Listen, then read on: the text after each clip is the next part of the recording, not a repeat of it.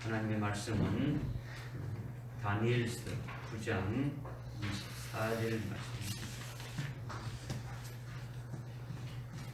하나님 말씀은 구약 성경 다니엘서 9장 24절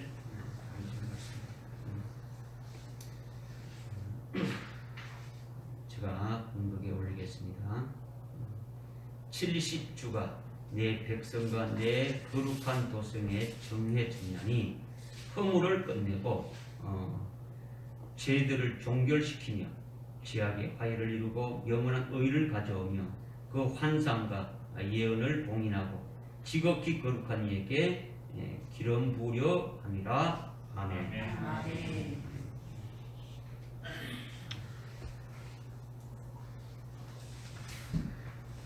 오늘 속죄 1명절로 우리가 됩니다. 7가지 하나님의 명절 중에 우리가 6번째로 맞이하는 그 같은 명절이 되지죠. 그래서 속죄일은 주님의 재림 절기로 나팔절이 있은 후에 바로 이어지는 절기가 바로 속죄일이다. 그것을 우리는 이미 알고 있지 않습니까? 그죠? 그래서 금년도 속죄일은 지난 9월 30일이 속죄일이 지난 주간에 있었죠. 근데 이제 오늘 저희들이 속죄일과 관련해서 상고하면서 이제 은혜를 받고자 하는 거죠. 속죄일이 하나님의 명절이라고 레위기 23장 26절부터 32절에서 말씀하고 있는데 어찌해서 속죄일이 하나님의 명절인가? 금식하며 탄식하며 회개하며 아주 울부짖으며 애통하는 날이 속죄일인데, 그런데 어찌 왜 하나님이 기뻐하시는 명절이 되는가? 그리고 하나님의 명절이면 하나님의 자녀인 우리의 명절이 되는 것이 당연한데 어찌 우리의 명절이 될 수 있느냐? 그래서 이것을 우리가 깨달아서 우리 심령 속에 오늘 저와 여러분들 속에 속죄일이 아주 기쁜 명절이 될 수 있기를 바랍니다. 모든 교회들이 하나님의 그 7대 명절에 대해서는 아주 무관심한데 속죄일에 대해서는 더더욱 무관심한 거죠. 그래서 속죄일에 관한 것은 구약에 있었던 일이고 아주 유대인에 관한 것이고 오늘날 예수 믿는 우리들에게는 해당도 안 되고 전혀 관심을 둘 필요가 없다. 이제 그렇게 생각하는 것이 대부분인데 왜 그러느냐는 거죠. 과연 그러냐는 거죠. 속죄일이 유대인들에게 구약에 있었던 일이고 유대인들에 관련된 일이고 우리하고는 전혀 관계없는 진짜 그런 일이냐. 만약 그렇다면 구약을 떼내버리고 신약만 가지고 탐내되지 않겠습니까? 구약의 말씀은 전혀 우리하고 관련 없다고 하면 믿을 필요가 없는 거죠. 뿌리가 없이 줄기나 가지를 보고 나무라고 할 수 없지 않습니까? 그렇죠? 나무는 뿌리에서 영향을 받고 아주 열매를 맺어주듯이 구약이 우리 신앙의 뿌리와 같은 거예요. 뿌리와 같다는 거죠. 그래서 매년 우리가 절기를 지키지만은 아주 절기의 실상이 그리스도이고 절기는 그림자다. 이렇게 여러분들이 말을 하는데 이 절기에 대해서 아주 확실하게 아주 완벽하게 아는 분이 없다라는 거죠. 그러니까 아주 두리뭉실하게 대충 알고 이렇게 넘어간다라는 거죠. 대충 아니까 그것이 이제 문제가 되어지는 거죠. 그러니까 재림절기인 아주 속죄일을 초림절기인 유월절과 아주 같은 것으로 이렇게 생각한다. 6월절에는 속죄일에 6월절에 예수님 십자가에 자리 죽으신 것이나 속죄일에 주님이 죄를 어떻게 해주신 것이나 똑같이 않느냐? 왜 이렇게 두리뭉실하게 이렇게 생각해 본다는 거지. 그럼 왜 그것이 그러면 초림절기에 있지 왜 주림절기에 있느냐? 근데 이런 거죠, 그죠? 그래서 오늘 여러분이 속죄일에 대해서 잘 좀 깨달았으면 좋겠어요. 깨달아서 깨달은 것을 참 믿음으로 가지고 있어야 그래야 참 그리스도인이 될 수 있는 거예요. 참 진리를 드러내 주지 않아서 모른다 그러면은 할 수 없지만은 여러분들에게 오늘 우리들에게는 진리의 빛을 다 비춰 주셨어요. 주님께서 우리에게 진리의 빛을 비춰 주셔가지고 깨닫게 해주셨어요. 그런데 그것을 우리가 온전히 영으로 받지 못하고 참으로 믿음으로 받지 않고 성령을 의지해서 깨닫지 아니했기 때문에 생명이 안 되니까 우리 자신도 모르고 다른 사람에게 증거도 이렇게 못하는 거죠. 이제 그렇게 되면 우리는 안 되는 거죠. 그래서 이 시간 진리의 영이신 성령을 의지해서 우리가 진리의 영에 대해서 많이 깨달았지 않습니까? 진리가 우리를 진리 가운데로 인도해 주신 데 있으니까 그 진리의 영을 의지해서 속죄일의 아주 깊은 그 의미를 깨닫고 은혜 받으시기 바랍니다. 아멘. 본문 다니엘서 9장 24절 우리가 한 절 읽었는데 보니까 70주가 정해졌는데 그 70주가 되면 허물을 끝내고 죄들을 종결시키고 죄악의 화해를 이루고 영원한 의를 가져오면서 그 환상과 예언을 공인하고 지극히 거룩한 이에게 기름을 부으리라 이렇게 지금 말씀하고 있지 않습니까? 그죠? 그러니까 70주가 끝나면 여기 주가 나오는데 70주라는 주가 나오는데 한 주, 두 주, 1, 2주를 말하는 거죠. 그죠? 1회, 1회하고 같은 거예요. 1회가 며칠입니까? 7일이죠. 71회, 70주는 틀리는 말이 아니고 같은 말이죠. 그죠? 같은 말이다. 그래서 70주가 끝나면 죄가 종결된다고 했는 거죠. 근데 이렇게 죄가 종결되고 허물이 없어지는 것이 속죄일이다라는 거예요. 속죄일이다. 우리에게서 죄와 허물이 완전히 떠나는 날이 우리에게 속죄일이 이루어지는 것이죠. 이것이 70주가 지나면 그렇게 된다고 말씀하고 있는 거예요. 어떻게 되면요? 70주가 지나면 70주가 되면 그런데 아직 70주가 안 지났다라는 거죠. 아직 70주가 안 지났다는 거죠. 그러니까 아직도 우리에게는 죄의 종결이 없는 거라는 거죠. 70주가 지나야 이렇게 된다라는 거예요. 70주가 지나야 죄가 완전히 종결되는 그런 속죄인이 이루어진다. 이것을 지금 말씀하고 있는 거예요. 이것은 뭘 어떻게 되냐면 그 밑에 25절에 보게 되면 25절에 예루살렘 성 중건령이 내려진 때로부터 7주가 지나고 또 62주가 지나면 이게 예루살렘 성을 이렇게 다시 이렇게 중건하라, 다시 이렇게 세우라 이렇게 해서 그것이 완공되는 데가 7주가 걸린다는 거지. 7주가 걸리고 그때로부터 62주가 지나면 도합 몇 주입니까? 7주와 62 합치면 몇 주입니까? 69주죠. 69주가 지나면 메시아가 온다고 이렇게 말씀하고 있죠. 메시아가 온다는 것은 그리스도가 오는 것으로 이것은 초림하신 예수 그리스도를 말씀하고 있는 거죠. 지금으로부터 2000년 전에 초림 예수가 왔었지 않습니까? 초림 예수가 오셨어요. 그래서 다니엘서 9장 25절 26절에 말씀하신 대로 예루살렘 성 중건령을 내린 때를 기준으로 해서 예루살렘 성이 무너졌는데 그 무너진 성을 다시 이렇게 복원하고 이렇게 건축하라고 그 명령이 떨어진 때로부터 이렇게 했단 말이에요.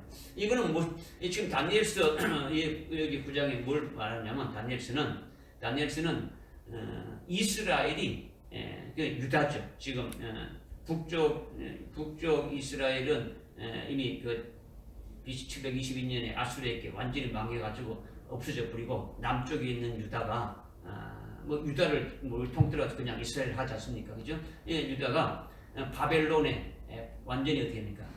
이렇게 짓밟혀가지고 멸망해버렸단 말이에요.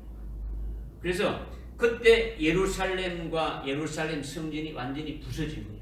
예루살렘 그 성이 다 이렇게 무너지고 예루살렘 그 웅장에 지었던 솔로몬 성전이 그 완전히 다 무너져 버리고 백성들은 전부 다 바벨론으로 포로로 가 있는 거예요. 지금 다니엘은 이 바벨론 나라에 가 있으면서 지금 이것을 지금 환상을 보고 지금 기록하고 있는 거예요. 주님 주님으로부터 받은 말씀을 지금 기록하고 있는 거죠. 그래서 그런데 바벨론이 계속 유지된 것이 아니고 바벨론이 페르시아에게 망했죠. 페르시아. 그래서 페르시아에게 멸망당하고 유대인들이 복귀하게 되는 거예요. 다시 옛 고토로 이렇게 돌아오게 되면서 느헤미야서 2장 1절과 또 뭐 4절부터 이렇게 8절에 보게 되면 그 페르시아의 그 왕 그 아닥사스와 여기 우리 성경에는 아닥사스 이렇게 돼 있죠. 그죠? 아닥사스 왕 20년에 예루살렘 중건령이 내려지는데 그때가 언냐면 BC 445년 3월 14일 이라고 나와 있는 역사적으로 이게 딱 이렇게 나와 있는 거예요. BC 445년이라는 거죠. 그때로부터 69주가 지나면 한 주는 며칠입니까? 7일입니다. 한 일에는 7일이죠. 그러니까 7일인데 성경에서 계시하는 한 주는 한 일에는 7년을 말하는 거예요. 7년. 계시로 지금 주시는 것은 7년을 말한다. 그러니까 69주 즉 483년이 지나게 되면 메시아가 온다고 이렇게 다니엘서 9장 25절에서 예언한 그대로 정확하게 예수님이 초림하셨어요. 그때 완전히 초림하셨다라는 거죠. 그래서 이미 69일에가 이루어졌어요. 69일은 이루어졌다라는 거죠. 메시아가 오신 거죠. 메시아가 초림한 것이죠. 그래서 초림하신 예수 그리스도가 이 땅에 계시다가 죽임당하셨고 그리고 부활하셔서 하늘로 올라가셨지 않습니까? 이게 69일에가 지나면서 69주가 지나면서 이것이 이루어졌다라는 거죠. 이루어졌다라는 거죠. 이것이 다니엘서 9장 25절 26절의 말씀이 그대로 이루어졌다라는 거죠. 이루어졌다는 거죠. 이렇게 69일에가 지나고 70일에가 되려면 몇 일회가 남았습니까? 몇 주가 남았습니까?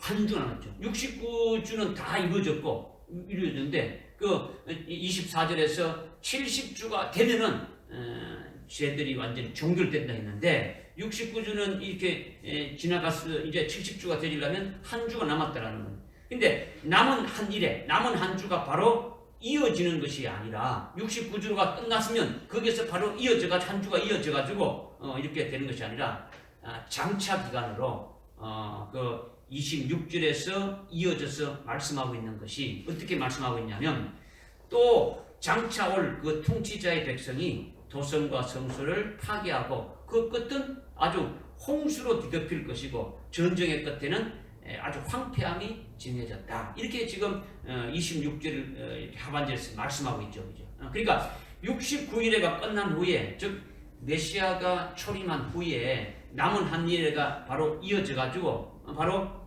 70주가 이렇게 이루어지면 좋은데 그게 이루어지지 않고 유대인에게는 아직 공백 기간으로 이렇게 되어져 있다라는 거죠. 24절에 보게 되면 70주가 내 백성과 내 거룩한 도성에 정해졌나니 이랬다는 거예요. 네? 그러니까 내 백성과 내 도성을 위하여 정해졌다는 것은 다니엘의 민족을 말하는 거죠. 유대 민족을 말하는 거죠. 즉 이스라엘 유대인들에게 70주를 말씀해 줬다는 거죠. 71회를 말씀해 주셨다는 거죠. 이렇게 69일회가 끝나고 메시아가 이 땅에 오시다가 죽으시고 부활하셔서 승천하신 후부터 유대인들에게는 아주 지금 한 일회가 시작돼가지고 70일에 끝난 게 아니고 계속 지금 공백 기간으로 되어 있더라는 거죠. 어떤 기간 됐다고요? 아니 공백 기간이라는 거죠.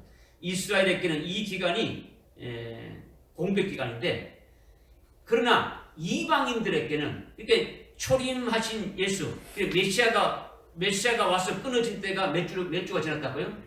69주가 지났죠. 그래서 메시아가 바로 그리스도신데 2000년 전에 오신 예수 그리스도신데 예수 그리스도가 이 땅에 오셔서 죽음을 당하시고 아주 부활하시고 성천하셔서 이렇게 끊어진 뒤로부터 69주가 6에서 한 주가 이어져서 70주가 바로 이렇게 끝나야 되는데 그렇지 않고 이스라엘에게는 유대인들에게는 그것이 그때로부터 공백기간이라는 거죠. 69주로부터 공백기간이고 이방인들에게는 그 69주가 끊어진 그때 오순절에 성령을 부어줘 가지고 아주 이방인의 구원하는 때로 이렇게 되어져서 지금까지 2000년이 이렇게 흘러온 거예요.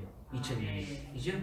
지금 이 기간은 2000년의 이 기간은 이방인의 지금 구원을 위해서 지금 하나님 하시고 계시고 이방인들에게 유대인들에게는 이 기간이 어떻다고요? 아주 공백 기간이라는 거죠. 아주 공백 기간으로 장차 기간으로 이렇게 지금 계속 흘러가고 있더라는 거죠. 로마서 11장 25절에도 어떻습니까? 유대인들이 예수를 믿지 않았지 않습니까? 그죠? 69주가 끝나고 그 예수 믿었는데 예수를 믿지 않았어요. 이것은 이방인들의 구원을 위해서 이렇게 허락하신 비밀이다 라는 것을 말씀하고 있지 않습니까? 그래서 이 이방인의 숫자가 차게 되면은 다시 유대인들께 그 구원이 넘어가는 거죠. 그렇기 때문에 한일회가 이렇게 딱 시작되는 것을 지금 말씀하고 있는 거예요. 그것이 끝나게 되면은 이제 70주가 끝나게 되면 모든 것이 다 이렇게 다 끝나는 거죠. 그죠? 그러면 79주가 끝나면 69주가 끝나고 한일회가 시작돼서 70주가 끝나게 되면은 모든 것이 죄가 종결된다고 했으니까 지금 죄가 종결되는 것이 무슨 절기라고요? 속죄일이지 않습니까? 무슨 절기라고요? 속죄일이다. 속죄일 앞에는 무슨 절기였습니까? 나팔절이죠. 나팔절이 뭡니까? 주님이 재림하신 거죠. 주님이 재림하신 후에 속죄절이 이어지니까 70주가 끝나는 것은 바로 주님이 재림하시고 뒤에 있을 일을 말씀해 주고 있다는 말이에요. 믿어집니까? 그러니까 유대인들에게는 69일의 이후에 2000년이라는 공백기간이 지금 쭉 흘러온 거죠. 그 기간 동안 유대인들은 26절의 말씀대로 26절의 말씀이 뭡니까? 그 하반절에 보니까 또 장차올 그 통치자의 백성이 아주 성소와 성전을 다 파괴하고 그 끝은 아주 홍수로 뒤덮인 것 같이 완전 초토화시킨다는 거죠. 없어져본다는 거죠. 여러분 홍수 나니까 뭐 남아있는 게 없습니까? 없어지죠. 그리고 전쟁의 끝에는 황폐함이 이렇게 정해졌다. 이렇게 지금 이제 말씀하고 있는 것처럼 로마에 의해 가지고 이스라엘이 어떻게 됐습니까? AD 70년에 완전히 나라가 이렇게 없어졌어요. 황폐하게 됐어요. 나라도 없어지고 그 뭐 예루살렘 그 성전도 다 무너져 버리고 로마에 의해 가지고 어떻습니까? 그다음에 남아있는 살아있는 자들 어떻게 했습니까? 전부 다 온 세계로 다 흩어지게 되어졌다라는 거죠. 그러니까 예루살렘은 파괴되고 예루살렘 성전도 파괴되고 살아남은 자들은 다 흩어지고 완전히 어떻게 됩니까? 나라 자체가 그냥 없어져 버린 된 거예요. 아주 홍수가 엉망처럼 되어진 거죠. 그리고 온 세계에 어떻습니까? 큰 전쟁이 일어난 거죠. 1차 세계대전이 있고 2차 세계대전에 의해서 황폐하게 되어진 거죠. 이것이 26절에 말씀한 대로 그대로 이루어진 거예요. 그러나 아직도 한일회는 뭡니까? 남아있다라는 거예요. 몇 일회가 남아있다고요? 한일회가 남아있다. 한 주가 남아있다라는 거죠. 이렇게 남은 한일회는 이미 이루어진 69일회와 합치면은 아주 71회가 되는데 70주가 되는데 이 남은 한일회, 남은 한 주는 몇 년을 말한다고요? 7년인데 여기 27절에 보니까 한 왕이 한 일회의 언약을 맺는 것으로 시작해서 끝나게 될 것을 말씀하고 있다는 거죠. 남은 한 일회가 어떻게 시작되느냐면 27절에 한 왕이 한 일회의 언약을 맺는다는 거죠. 한 일회의 언약을 맺기 시작해서 7년이 딱 끝나게 되면은 이것이 완전히 70주가 다 끝나게 될 것을 말씀하고 있는 거예요. 이게 이 한 왕은 무엇을 말하느냐면 적그리스도를 말하는 거예요. 그런데 여기 보니까 지금 27절에 어떻게 했냐면 그가 많은 사람들로 이렇게 했는데 그는 누굴 봤냐면 26절 하반절에 또 장차 올 그 통치자의 백성, 통치자 로마 황제의 장군이 티토 장군에 의해 가지고 지금 유대 나라가 완전히 멸망됐지 않습니까? 그러니까 로마의 그 황제와 같은 아주 그런 왕이 나타나서 한일의 언약을 이스라엘과 맺는다는 거죠.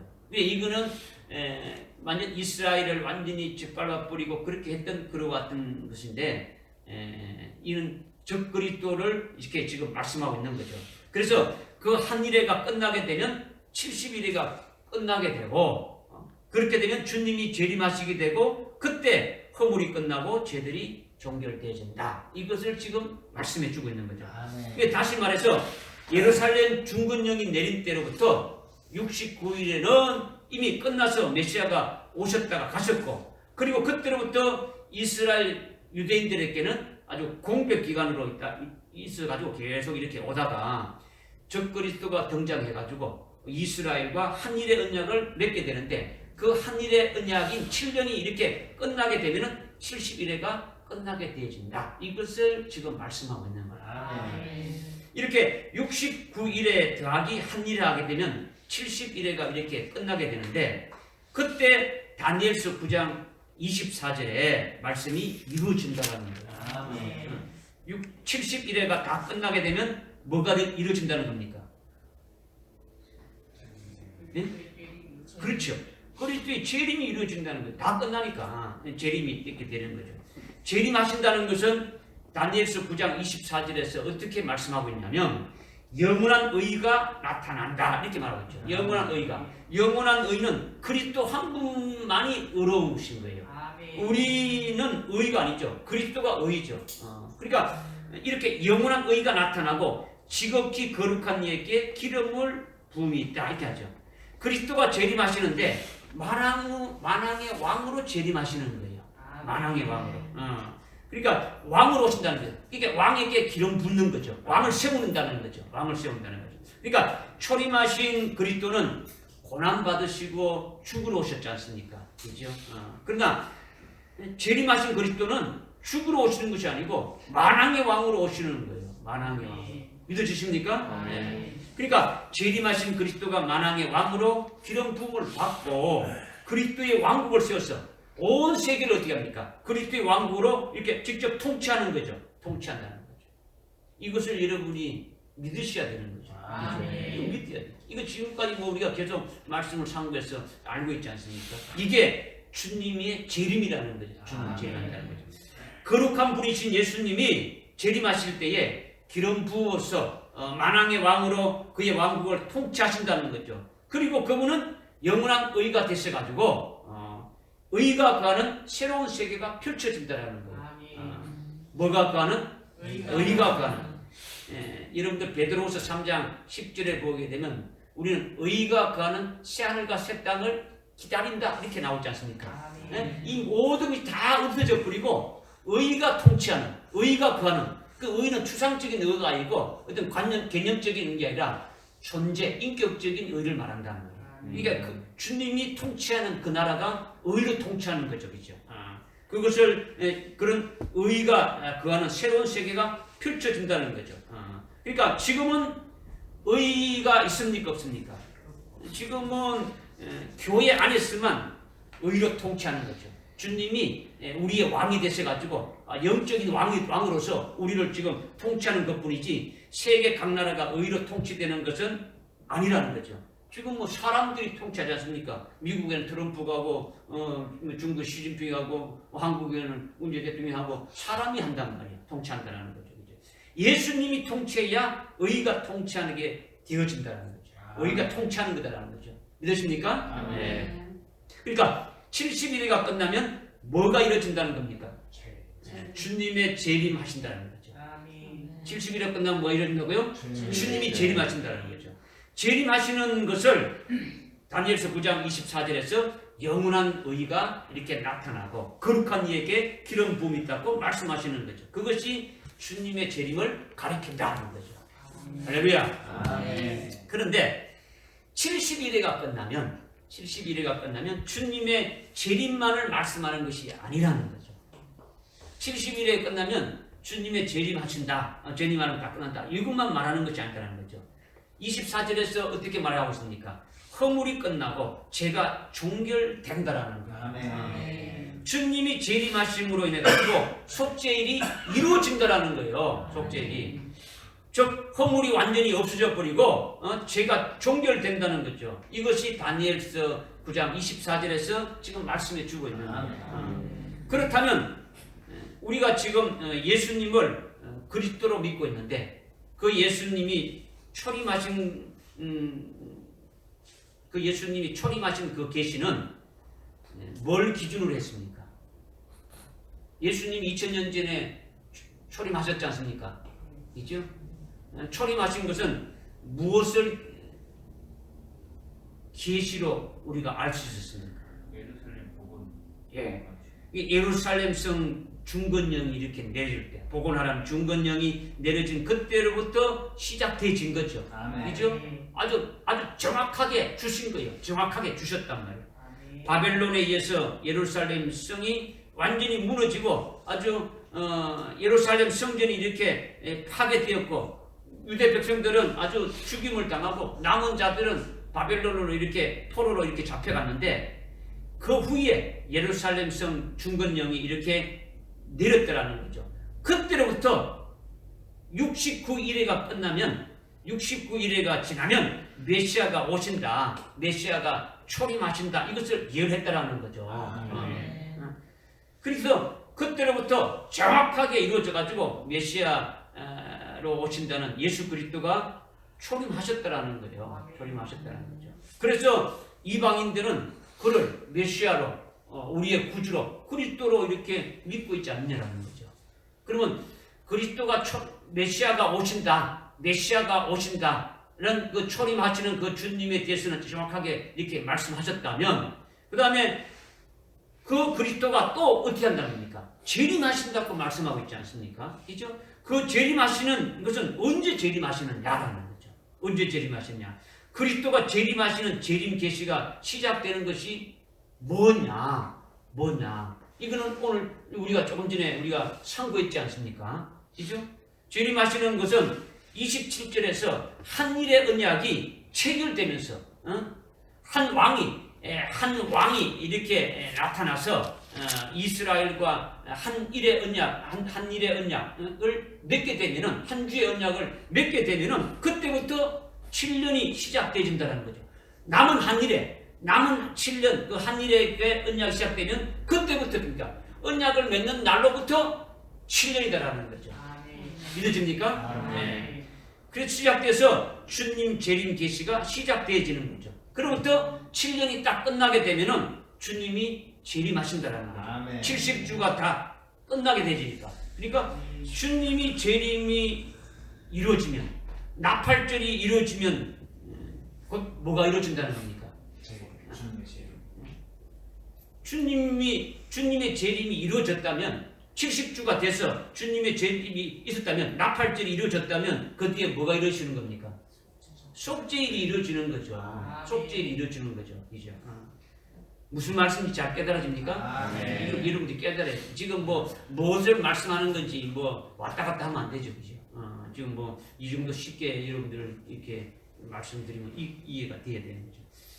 이게 이렇게 70주가 지나면 주님이 재림하시는데 그때의 죄악과 허물이 아주 종결된다는 거죠. 이것이 우리에게는 너무도 아주 기적적인 것이고 너무도 기쁘고 소망스러운 일이 아닐 수 없다는 거죠. 왜 그러냐? 왜 속죄일이 우리에게 아주 기쁜 날이 될 수밖에 없느냐? 그죠?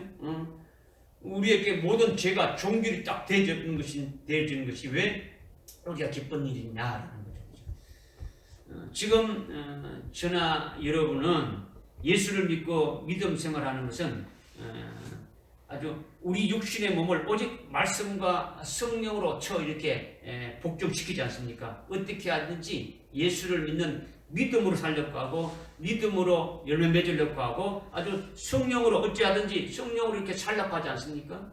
어찌하든지 자기 육신으로 살려고 하지 않고 아주 성령을 의지해서 우리가 살려고 이렇게 몸부림치고 있지 않습니까?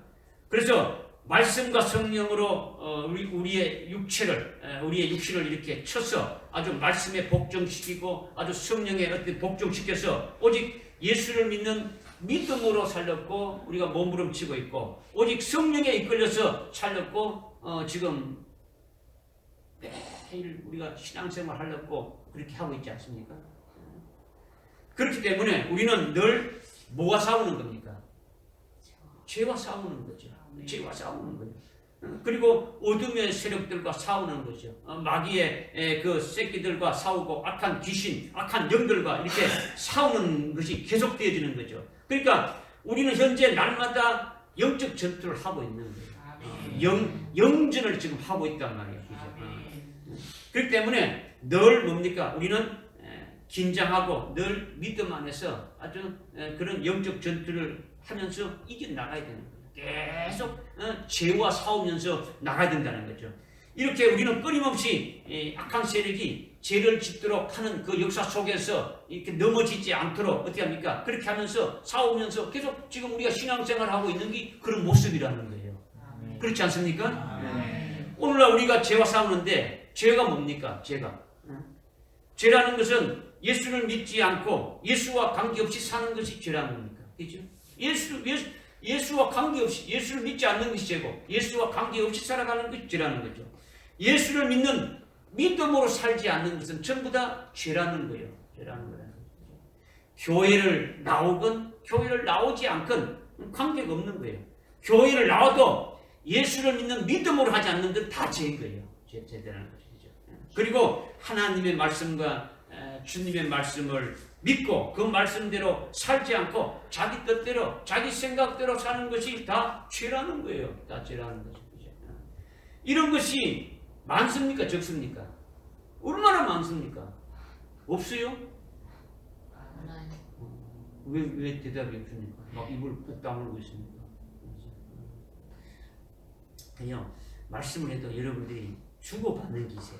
아멘도 있어야 되고 뭐도 있어야 되지. 그냥 한번 해봐라 이렇게 하면 여러분들이 계속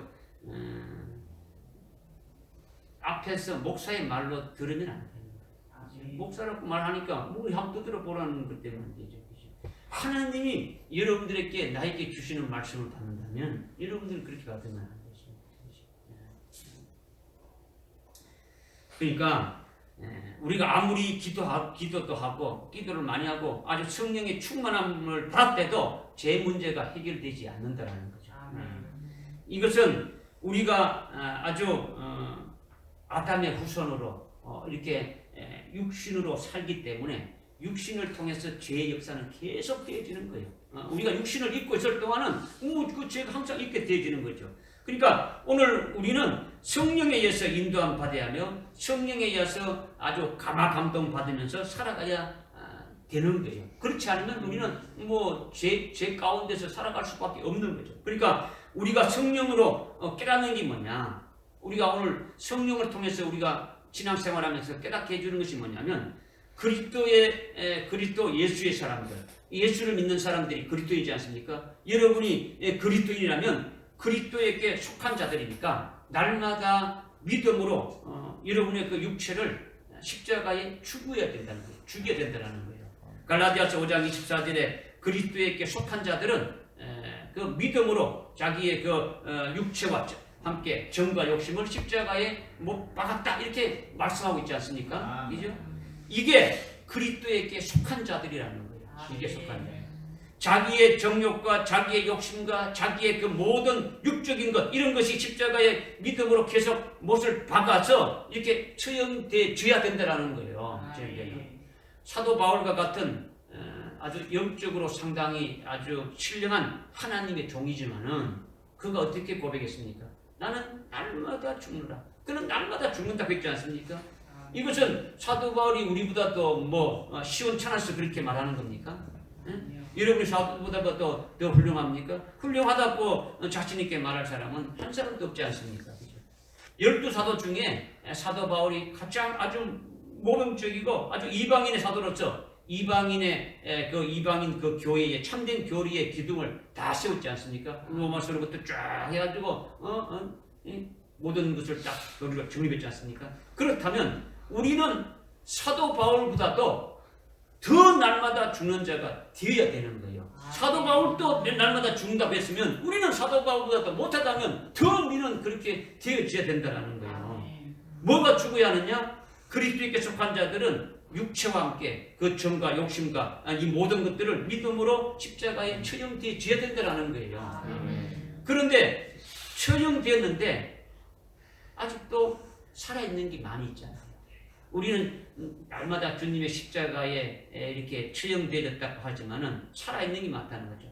믿음으로 십자가에 우리가 못을 박아야 되는데 욕심이 계속 발동한다라는 거예요. 그럴 때마다 어떻게 하라는 겁니까? 그럴 때마다 십자가에 계속 죽이라는 거죠. 믿음으로 달아매라는 거죠. 죽여라 가는 거죠. 나의 어떤 육신적인 것, 나의 정과 욕심, 모든 육적인 이런 것들을 다 죽이라는 거죠. 날마다 내가 주 안에서 죽노라는 고백이 나오도록 그렇게 되어져야 된다. 이것을 말씀하고 있는 거죠. 믿음으로 죽으라는 거죠. 믿음으로. 뭐로 죽으라고요? 믿음으로. 이렇게 부단하게 끊임없이 우리는 죄와 싸우는 것이고 악과 싸우는 것이고 악한 자와 싸우는 것이고 이것이 예수 믿는 믿음으로 살아가는 그리스도인의 모습이죠. 오늘 우리들의 모습이지 않습니까? 그러니까 이거는 쉼이 없고 늘 긴장된 속에서 영적 전투를 하고 있는 거예요. 우리는 이 땅에 살아갈 동안 계속적인 영적인 전투가 하루라도 없을 수가 있습니까? 없습니까? 한순간도 없을 수가 없어요. 계속 있다는 거죠. 그런데 속죄일을 하나님의 명절로 주셔가지고 속죄일에 너희 죄가 영원히 종결된다는 거예요. 우리 죄 문제가 완전히 해결돼서 죄와는 이제 상관이 없다는 거죠. 죄 문제가 없어진다는 거예요. 허물이 완전히 사라져 버린다는 거예요. 기쁩니까? 기쁘지 않습니까? 얼마나 기쁩니까? 이렇게 죄와 허물이 영원히 종결되는 속죄일이 주님의 재림으로 이루어진다는 거예요. 이것이 얼마나 기쁘고 소망스러운 일이냐, 기다려지지 않느냐라는 거죠. 그러니까 이 속죄일이 누구의 명절이라는 겁니까? 하나님의 명절. 하나님의 명절이에요. 하나님의 명절이면 하나님의 자녀된 우리들의 명절이 되어줄 수 있는 거죠. 그죠? 그런데 우리가 이 속죄일을 맞이하는 자가 되어야 됩니까? 안 됩니까? 속죄일을 맞이하는 자가 되어야 된다는 거죠. 속죄일에 해당되는 그 대상자가 되어져야 된다. 이것을 말씀하고 있는 거예요. 그죠? 네? 바로 이것을 지금 오늘 말씀하고 있는 거예요. 말씀을 하고 있는 거죠. 네. 그런데 우리가 이 속죄일에 대해서 껍데기만 이렇게 알 것이 아니라 지금 이 속죄일이 뭔가에 대해서 그냥 이렇게 이제 개념적인 것을 알았는데 아주 속죄일의 아주 속 깊은 의미를 우리가 알 필요가 있다는 거죠. 아주 깊이 알아야 된다는 거죠. 그렇죠? 속죄일의 자세한 내용은요 어디에 나오냐면 레위기 물론 23장 26절부터 32절이 쭉 나오지만은 레위기 16장에서 아주 구체적으로 우리에게 지금 말씀해 주고 있는 거예요. 그 16장 여러분들이 뭐 이렇게 읽어보신 분들도 있고 먼저 와서 읽어보고 미리 이렇게 읽어보고 또 레위기서를 읽어보면서 속죄에 대해서 읽어본 분도 있겠지만은 오늘 뭐 시간이 없으니까 여러분 읽지 않겠지만은 제가 거기 16장 7절 8절에 보게 되면 두 염소를 취해서 제비를 뽑는다라는 거죠. 염소 2마리를 딱 취해가지고 제비를 뽑아서 그 중에 하나는 산채로 이렇게 놓아주고 하나는 속죄 제물로 대제사장이 아주 하나님을 위하여 제단에서 직접 죽여서 그 피를 가지고 이렇게 지성소에 들어가는 거예요. 지성소에는 1년에 딱 한 번 들어갈 수 있는데 그것도 대제사장만이 들어갈 수 있는 거예요. 언제 들어가느냐? 속죄일에만 들어갈 수 있다는 거죠. 다른 날에는 들어갈 수가 없는 거예요. 들어간다면 아주 즉사하는 거예요. 어느 누구든지 다 죽게 되어 있다는 거죠. 그래서 지성소는 누가 계신 곳입니까? 하나님이 계신 곳이다. 하나님이 계신 곳이다. 그래서 대제사장이 속죄일에 속죄 제물로 뽑힌 그 염소를 죽여서 대제사장의 그 피를 가지고 아주 지성소에 들어가서 지성소에 들어가게 되면은 언약궤가 있는데 그 언약궤 위가 시언자라고 하기도 하고 자비석이라고 하는 거죠. 그래서 그 자비석이 있는데 그 자비석에 대제사장이 백성들의 죄를 위해서 이렇게 피를 7번 손가락으로 이렇게 뿌리고 지성소에서 나오는 것이 그것이 속죄일의 제사를 드리는 거죠. 대표적인 제사를 이렇게 드리는 거죠. 그런데 그것으로 속죄일이 끝난 것이 아니라 대제사장이 그 속죄 제사가 끝난 후에는 염소 2마리 중에 제비 뽑아서 산채로 이렇게 놓아둔 한 마리가 있지 않습니까? 그죠? 한 마리는 죽였어. 이렇게 지성소에 그 피를 가져 들어갔고, 한 마리는 산채로 둔데, 그 산채로 둔 그 염소는 속죄 염소를 했어. 속죄 염소를 했어. 그 속죄 염소에게 안수한 후에 광야로 내보내는 거예요. 이거를 아사셀 뭐 염소라 이렇게도 뭐 부르죠. 그죠? 아사셀 뭐 개혁 성경에 아사셀이라고 나오는데 이 속죄 염소라는 거죠. 그래서 속죄 염소는 죽이지 않고 산채로 광야로 이렇게 내보내게 되면은 광야에는 아주 사나운 짐승들이 사는 곳이 광야이지 않습니까? 그러니까 그 광야에서 사나운 짐승들에게 뭐 살이 찢기고 아주 뼈가 부러지고 아주 고통당하다가 이렇게 결국은 죽게 되는 거죠. 그러니까 광야로 보낸 염소는 돌아옵니까? 돌아오지 않습니까? 다시 돌아오지 않는 거예요. 그것이 바로 뭐냐? 이스라엘의 그 모든 죄가 다 속해졌다. 하나님으로부터 용서받았다는 그 표로 삼는 거예요. 이렇게 돌아오지 않는 것이. 이것이 속죄일에 두 염소를 취해가지고 제비고 가서 한 염소는 속죄 제물로 이렇게 죽여가지고 그 피를 가지고 지성소에 들어가서 그 피를 뿌리는 것이고, 한 염소는 아주 속죄 제사가 끝나게 되면 산채로 이렇게 광야로 보내서 결국 죽게 되는데 그 염소를 속죄 염소라고 이렇게 한다는 거죠. 그렇죠? 이렇게 속죄일에 행하는 제사는 속죄 제물과 속죄 염소가 있는데 이 두 염소의 실상을 알자라는 거예요. 일반적인 제사는 대제사장이 드리는 게 아니에요. 매일매일 드리는 이 제사는 제사장이, 그 밑에 대제사장 밑에 제사장들이 많지 않습니까? 그냥 제사장들이 드리는 거죠. 그리고 지성소에도 못 들어가는 거예요.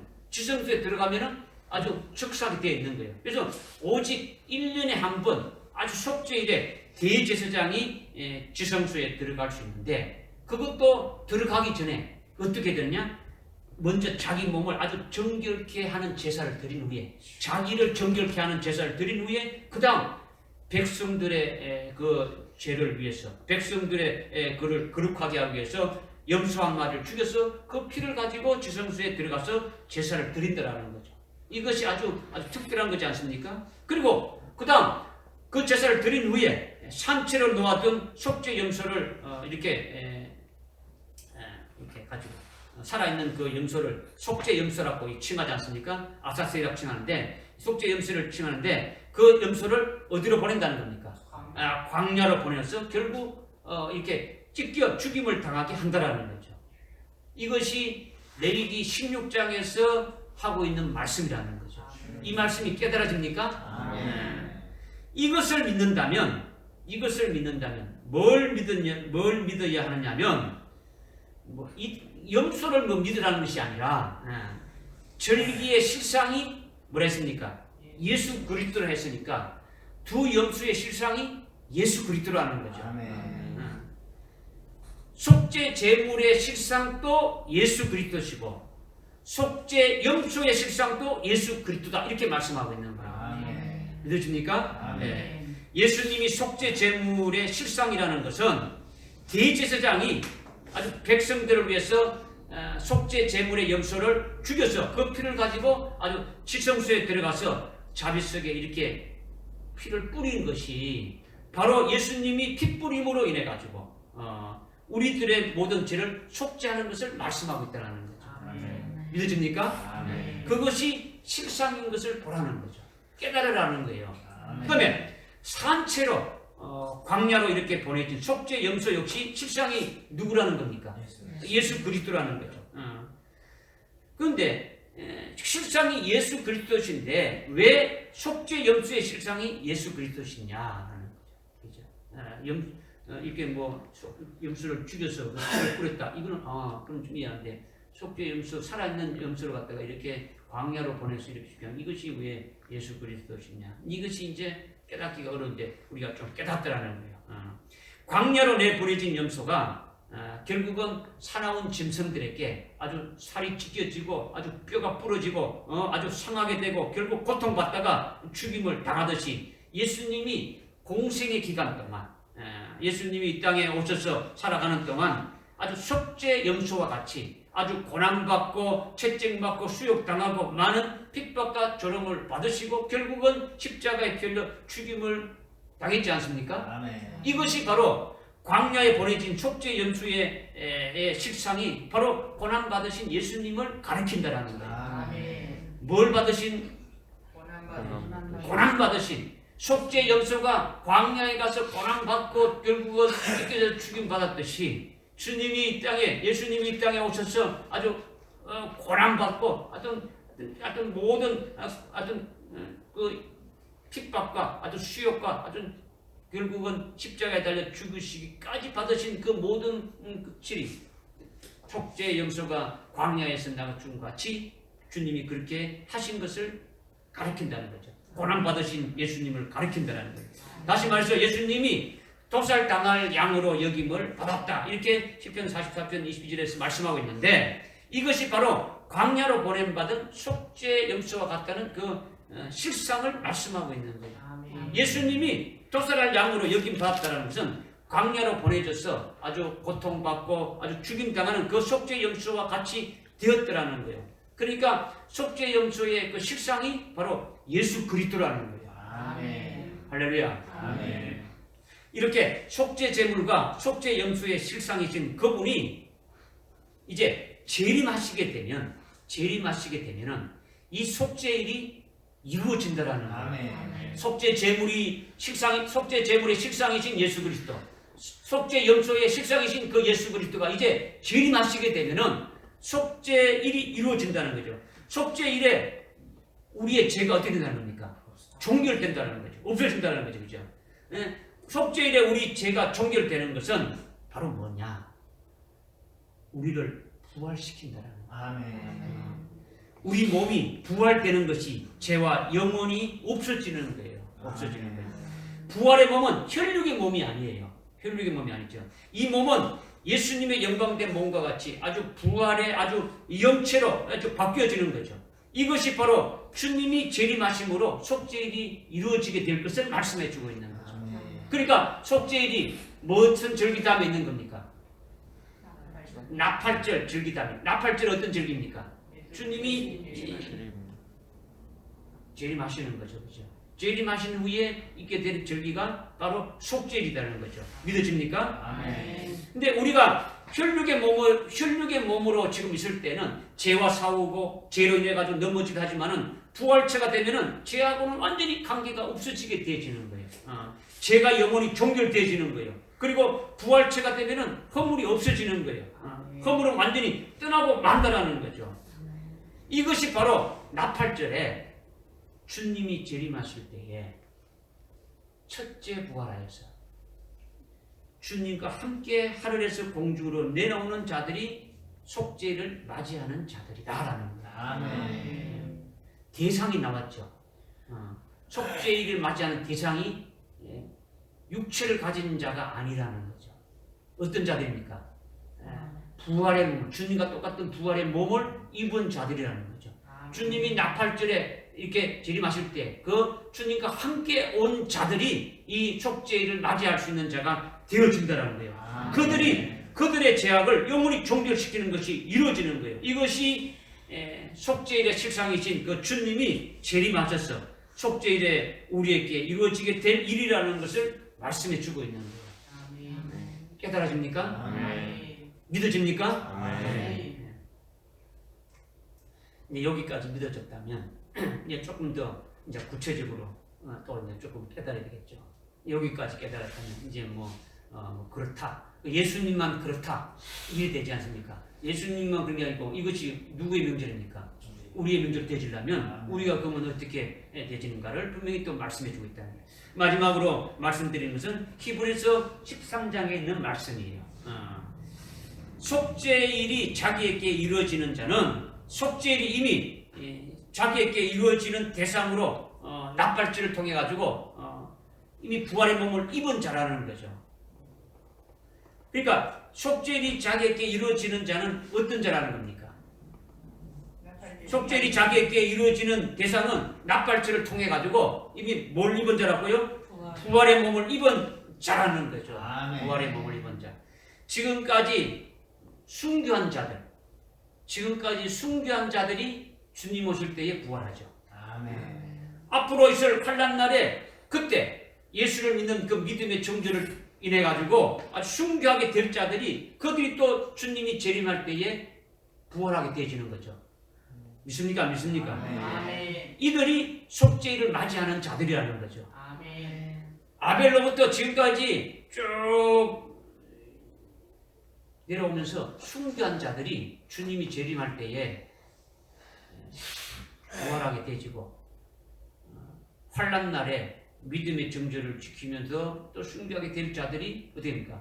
또 주님 재림할 때 부활하게 되어지는데 그 부활의 영광된 몸을 입은 자들이 주님이 재림할 때 함께 오는 자들이 되어지고 그들이 그걸 신부되어지고 그들이 속죄를 맞이하는 대상이다. 이것을 말씀하고 있는 거죠. 아멘.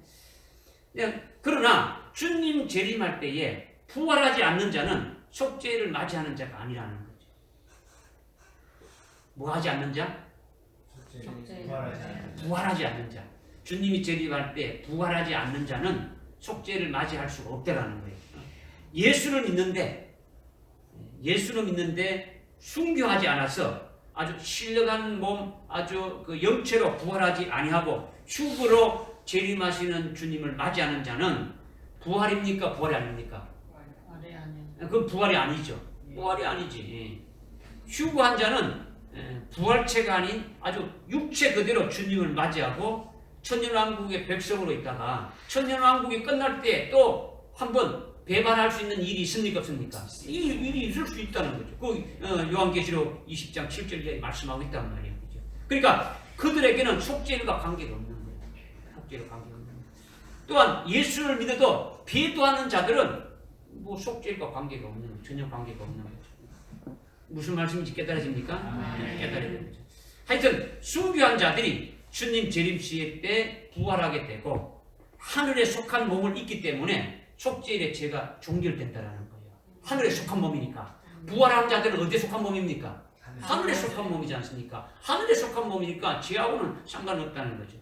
그런데 이제 히브리서 13장 11절에 쭉 보게 되면은 11절부터 이제 보게 되면은 여러분들이 주보를 보고 미리 읽으셨다면 이렇게 깨달아질 수 있는 거죠.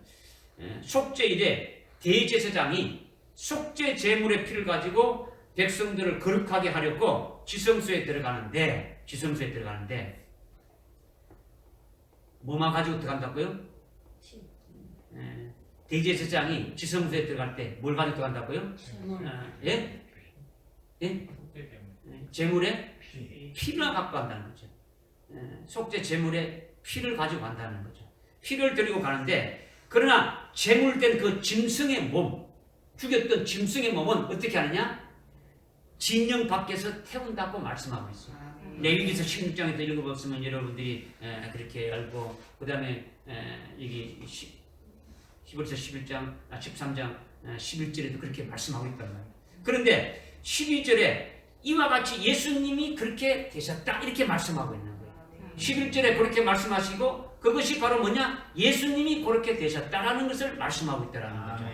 즉 예수님이 희생제물로서 아주 피를 흘려서 자기 백성들을 거룩하게 하시고 그리고 성문 밖 골고다에서 예루살렘 성 안에서 예수님이 아니고 그 성문 밖 골고다에서 고난 받으셨다라는 거죠. 수치와 수욕을 당하셨고 결국 죽임을 당하셨다라는 거예요. 죽임을 당하셨다라는 거죠. 그런데 우리에게 아주 중요한 것이 뭐냐면 그 이어져서 13절에 이어져서 말씀하고 있는 거예요.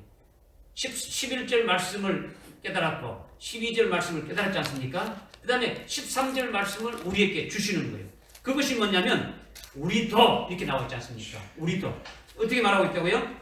우리도 한번 읽어봅시다. 그 11장 13절 11절에 제가 읽겠습니다. 이는 죄를 위하여 대제사장이 성소에 지성소에 그 피를 가지고 들어가는 그 짐승의 몸은 진영 밖에서 태운다. 그런즉 예수 그리스도께서 자기 피로서 사람들을 거룩하게 하시려고 성문 밖에서 어떻게 했다고요? 고난을 받으셨다. 이렇게 하시면서 13절에 말씀하고 있는데 읽겠습니다. 시작. 그러므로 우리도 그의 수치를 жил머지고 진영 밖에 있는 그에게로 나아가자. 아멘. 이렇게 지금 말씀하고 있는 거죠. 그죠? 이 지금 이 13절 말씀이 아주 중요해요. 아주 중요하다는 거죠. 그것이 뭐냐? 우리도 했죠. 우리도. 이 우리라는 건 뭐냐면 그리스도의 것이 된 우리를 말하는 거예요. 뭘 말한다고요? 그리스도의 것이 된 우리라는 거죠. 아멘. 그리스도의 것이라는 건요. 들어보십시오. 지금 이게 잘 들어야 돼요. 이게 지금 그냥 이게 말씀을 그거 이게 아니고 아주 중요한 말씀. 우리들라는 것은 우리가 뭐라고요? 그리스도의 것이 된 우리라는 거죠. 아멘. 그리스도의 것이라는 것은 뭐냐면 이미 6월절의 어린 양이신 그 예수님. 예수님이 대속 제물로 십자가에 피를 흘려서 우리를 죄에서 속해 주시고 그렇게 하게 해 주셨지 않습니까? 우리를 단번에 아주 우리 죄를 다 없애 주시지 안 해 주시지. 아멘. 아직 죄가 남아 있습니까 없습니까? 있어요 없어요? 없어요. 없잖아요. 응? 그죠? 그 앞에 10절 한번 10절 한번 보십시오. 10장 제사장마다 매일 서서 섬기며 똑같은 제사를 다룰 드리지만은 이것으로서는 결코 죄들을 제거할 수 없으나 12절 이분은 한 번의 속죄제를 영원히 드리셔서 하나님 보좌 우편에 앉으셨는데 그 10절에 앞에 10절에 그 10절 보니까 그 뜻에 따라 한 번 예수 그리스도의 몸을 드리심으로 우리가 어떻게 됐다고요?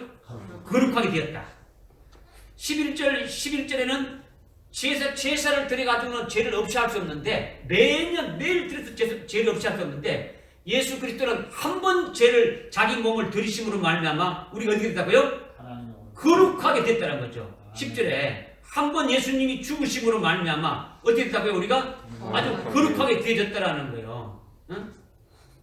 그것이 영원한 속죄제라는 거예요. 영원한 속죄제. 그리고 14절에 어떻게 말씀하십니까? 그가 한 번의 제사로서 거룩하게 된 자들이 뭡니까? 그 예수를 믿는 자들이죠. 그 예수를 믿는 자들이 어떻게 했다고요? 영원히 온전케 했다. 영원히 온전케 했다는 것을 믿어야 되는 거예요. 아니고 아주 죄 때문에 지옥 가고 뭐 이런 게 아니라는 거예요. 믿어집니까? 그러면 여기 지금 우리가 13장 그 13절에 그러므로 우리도 했는데 그 우리는 그리스도의 것인데 그리스도의 것이 뭐냐면 6월절 어린 양으로 예수님이 십자가에 계속 제물이 되어서 아주 피 흘려서 우리를 속죄해 주시고 거룩하게 해 주셨지 않습니까? 그죠? 그렇게 거룩하게 된 우리가 그 예수를 믿고 예수 그리스도와 합하여 이렇게 세례를 받아서 그리스도와 하나로 된 자들이 그리스도의 것이라는 거예요.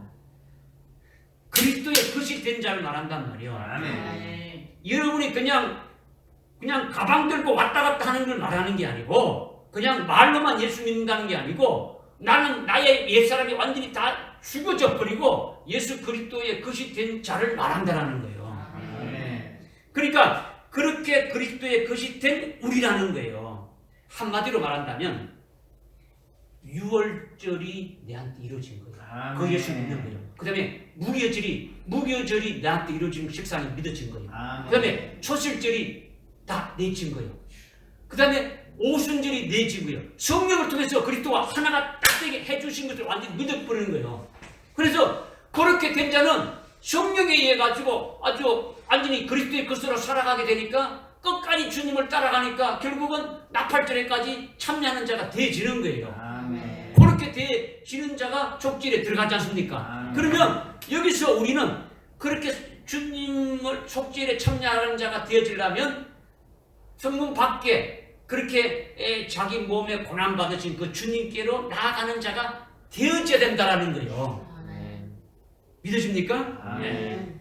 그러니까 13절에 그리스도의 것이 된 우리도 예수의 수치를 짊어지고 진영 밖에 있는 그에게로 나아가자 하는 이것은 속죄일에 관계되는 거단 말이야. 속죄일에. 그러니까 속죄일에 대제사장이 속죄 제물의 피를 가지고 지성소에 들어갔지만은 그러나 그 제물된 짐승의 몸은 지성소에 이렇게 가지고 들어가는 것이 아니라 진영 밖에서 어떻게 했단 말입니까?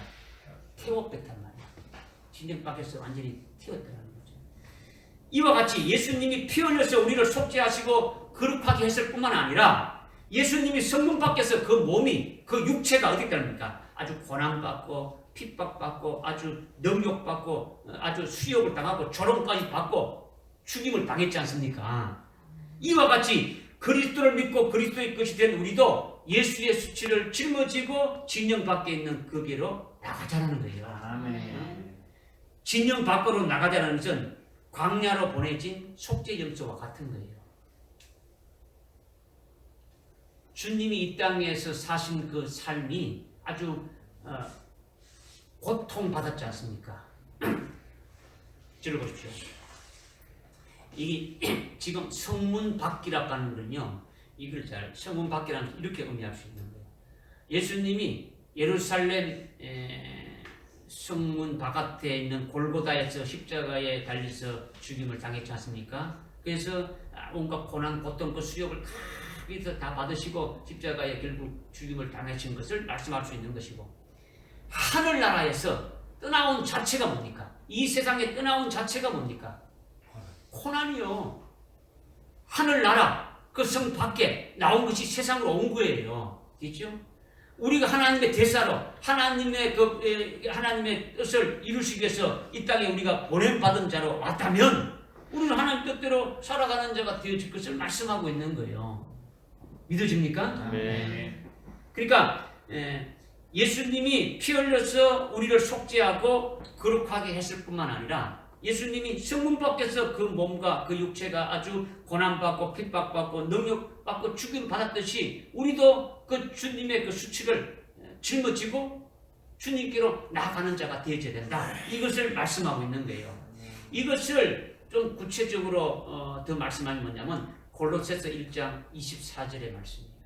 골로새서 1장 24절이 뭐냐면 사도 바울이 그리스도의 몸된 교회를 위해서 그리스도의 남은 고난을 내 육체에 채운다 이렇게 말씀합니다. 아멘.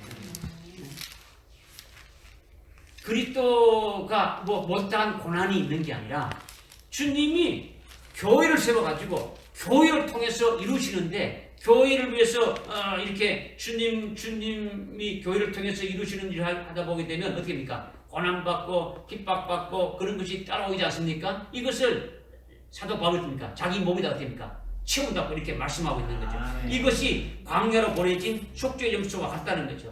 예수를 믿고 아주 거룩함을 받고 속죄 구원을 받은 자이기 때문에 예수로 인해 가지고 아주 고통받고 고난받고 능욕받고 결국 죽임을 당하게 된다라는 거죠. 이것이 그리스도의 남은 고난을 우리 육체를 채운다고 이렇게 말씀하고 있는 거죠. 이것은 마치 광야의 속죄 염소 같이 되어진 거죠. 마치 예수 그리스도가 도살양으로 여김을 받았다 하는 것과 같이 우리도 아주 도살당할 양으로 여김을 받는 것이 필요한 거다라는 거죠. 아멘. 로마서 8장 36절에 보게 되면 로마서 8장 36절에 이제 사도 바울을 통해서 우리에게 말씀해 준 것이 뭐냐? 물 35절도 쭉 하지만은 36절에 기록된 바와 같이 우리가 주를 위하여 온종일 죽임을 당하였으며 도살할 양으로 여김을 받았나이다라고 했다. 온종이라는 건 하루를 말하는 게 아니고 죽임을 당할 때까지 순교할 때까지 우리는 어떻게 됩니까? 도살할 양으로 아주 얘기받다. 도살할 양으로 이렇게 확정되지면 그냥 고이 모시는 겁니까? 어떻게 합니까? 아주 그냥 죽을 양이니까 그냥 아무데나 그냥 가면서 툭 치고 오면서 툭 치고 그냥 하는 거예요. 똑같이 그런 존재가 되어졌더라는 거예요. 아멘. 우리는 그렇게 되어져야 된다. 이것을 지금 말씀하고 있는 거죠. 이것이 예수의 수치를 짊어지고 진영 밖에 있는 그에게로 나아가는 우리가 되자라는 거예요. 그렇게 되라는 거죠. 그죠? 이렇게 된 자가 속죄일을 맞이한다라는 거예요. 아멘. 그런 자가 순교도 하고 그런 자가 이기는 자가 되어지는 거죠. 그래서 속죄일을 맞는 자는 주님 재림할 때에 아주 부활시켜서 죄의 종결이 이루어지게 되어진다. 이것을 지금 말씀하고 있는 거예요. 할렐루야. 아멘. 지금 온 세계에 예수 믿는 자들이 우리는 예수를 믿었으니까 예수님이 우리 대신 고난을 받으셨으니까 우리에게는 고난이 없다라는 거죠. 우리는 고난을 받지 않는다. 응? 이렇게 말하고 있지 않습니까? 그죠? 예수님이 다 고난 받으셨으니까 우리는 고난과 상관없다. 우리는 고난과 상관없다. 이렇게 말하고 있지 않습니까? 고난도 없고 환난도 없다고 이렇게 말하지 않습니까? 그죠? 환난이 있어도 환난 전에 우리는 다 휴거한다. 우리는 고난이 없다. 그거는 예수 안 믿는 것이다. 예수 믿는 자는 예수님이 다 우리에서 고난 다 받았기 때문에 우리는 고난 받을 것이 하나도 없다. 어? 우리는 앞으로 뭐 환란이 있다는데 그 환란도 우리는 환란 전에 우리는 그래도 하나님이 주님이 우리를 다 이렇게 공중으로 휴거하게 만든다. 그래서 우리는 고난 받지 않는다. 이제 이렇게 말하고 있지 않습니까? 그죠? 이것은 진리가 아니에요. 이것은 예수를 제대로 믿는 게 아니에요. 예수를 제대로 믿는 예수님이 피 흘려서 죽으심으로 제사함을 받았다는 그 믿음은 같지만은 그 다음 광야로 보내진 속죄 염수의 식상이신 그 예수님을 잘 모르는 거예요. 그 예수님이 광야로 보내진 그것에 대해서는 잘 모른다는 거예요. 예수님이 도살을 양같이 여김 받은 것 같이 사도 바울이 그리스도의 남은 고난을 주님의 그 몸된 교회를 위해서 내 몸에 채우느라 이렇게 고백하는 신앙이 참된 신앙이라는 거죠. 무릇 경건하게 살고자 하는 자는 반드시 뭐가 따른다고요? 고난이 있다고 말씀하고 있지 않습니까? 뭐 사도행전 14장 22절에 보면 됩니까? 우리가 하늘나라에 들어가기까지는 어떻게 한다고요? 많은 고난을 겪어야 된다. 고난을 겪어야만이 되어진다는 거죠. 골로새서 1장 29절 골로새서 1장 29절 한번 봅시다. 시간이 없지만 우리 골로새서 지금 우리가 상고하고 있는데 골로새서 1장 29절에 보니까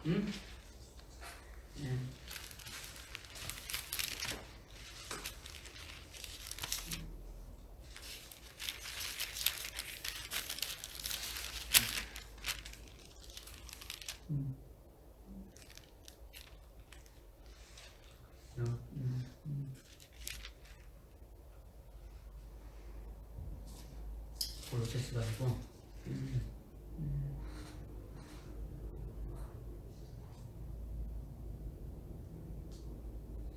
빌립보서 1장 29절 빌립보서 1장 27절에 보니까 오직 너희의 행위가 그리스도의 복음에 합당하게 되라. 뭐에 합당하게 되라고요? 그리스도의 복음에 합당하게 되라 했죠. 그래서 29절에 그리스도를 위하여 그것이 너희에게 주어진 것은 앞에 말한 그리스도의 복음이 너희에게 주어진 것은 그를 믿을 뿐만 아니라 그를 위하여 뭐도 받게 하려 함이라 고난도 받게 하려 함이라. 뭘 받게 함이라? 고난도 받게 함이라. 우리가 복음을 믿는 것은 그냥 복음 믿고 예수 믿고 그냥 그것을 끝나는 게 아니고 주님과 같이 똑같이 고난을 받게 하려 하심이라. 이것을 지금 말씀하고 있는 거예요. 그러니까 여러분이 참된 신앙을 가지는 것이 뭡니까? 주님 가신 그 길을 그대로 따라가는 거죠. 주님 가신 길을 그대로 가는 거예요. 주님이 수치를 짊어지시고 그 성문 바깥에서 고난 당하신 그와 같이 우리도 동일하게 그 길을 걸어가는 자가 되어야 속죄일을 맞는 복된 자가 되어지고 죄의 종결이 이루어진다라는 거예요. 그래서 부활해서 영원한 몸을 받아서 속죄일이 내게 실현되어 줄 수 있기를 소망하는 자가 되어진다라는 거예요. 할렐루야. 아멘. 이 말씀을 여러분들이 하여튼 잘 깨달았어. 오늘 주신 말씀이 여러분들에게 믿음이 되고 생명이 되어져야 되는 거예요. 이렇다 속죄일이 이렇다라는 것이 아니고 여러분에게 실제 그렇게 되어지려면 여러분 이 말씀이 생명이 되어져서 그 말씀대로 이렇게 되어질 수 있도록 믿음으로 살아가야 되지 않겠습니까? 그죠? 그래서 여러분들이 레위기 16장을 한번 읽어보고 속죄일의 제사가 어떻게 드려졌느냐 그것이 우리와 어떤 관계가 있느냐? 응? 예수님과 우리의 관계가 어떻게 되어지느냐? 왜 속죄일이 우리에게 소망이 되고 기쁨이 되느냐? 오늘 그 답을 우리에게 말씀해 주셨어요. 그러니까 이것을 잘 깨닫고 생명이 되고 복이 되시길 바랍니다. 아멘. 기도하겠습니다. 하나님 아버지 참으로 감사합니다. 70주가 지나면 죄가 종결되리라는 말씀이 바로 속죄일에 되어질 것임을 우리로 하여금 깨닫게 해주심을 감사합니다. 속죄일에 우리의 소망이 이루어질 것이 무엇인지 저희들이 믿음을 받았사오니 우리에게 주신 이 소망을 인하여 앞으로 있을 7년 환란도 넉넉히 이기게 하여 주시고 주님 가신 그 길을 우리도 따라갈 수 있는 복된 자들로 하나님 세워 주옵소서. 예수님의 이름으로 기도드리옵나이다. 아멘.